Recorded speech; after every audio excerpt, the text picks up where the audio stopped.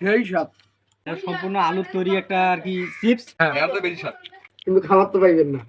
তো চিপস বানার ফুল প্রসেসটা এই ভিডিওর মাধ্যমে আপনাদেরকে বুঝিয়ে দেবো, সম্পূর্ণ ভিডিও দেখলে বুঝতে পারবেন। সর্বপ্রথম বড় বড় গোল গোল সাইজের আলুগুলো বেছে নেবেন, তারপর আলুগুলোর ছালগুলো সরিয়ে পাতলা করে কাটবেন। অবশ্যই সর্বোচ্চ ভালো আলুটাই আপনি ব্যবহার করবেন, পচা সরা যাতে না যায় এদিকে খেয়াল রাখবেন।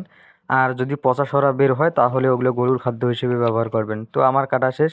এখন আলুগুলোকে অনেক ভালোভাবে ধুয়ে নিতে হবে। আলুগুলোর মধ্যে অনেক ময়লা আবর্জনা থাকে, বালু থাকে, অনেক মাটি থেকে, যাই হোক আলুগুলোকে ভালোভাবে আমি ধুয়ে নিচ্ছি। ধুয়ে নেওয়া শেষ হলে আমি এখন আলুগুলো একটু পরিষ্কার পাতিলের মাঝে ঢেলে দিয়ে পরিমাণ মতো আমি পানি ঢেলে দিচ্ছি। অবশ্যই পানির পরিমাণটা দেখেন, পানির পরিমাণটা একটু বেশি লাগবে যেহেতু সিদ্ধ করা লাগবে।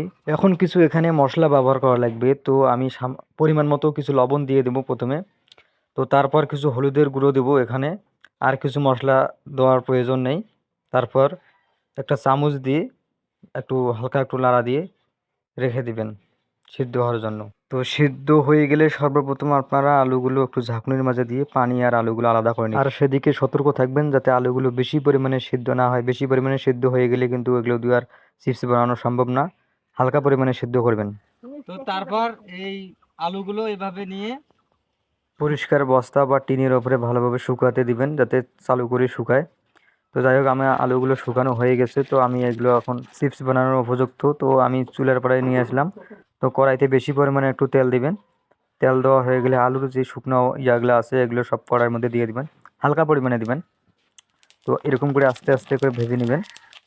ভেজে নেওয়া হয়ে গেলে একটা শুকনা ভালো পাত্রের মধ্যে রাখবেন।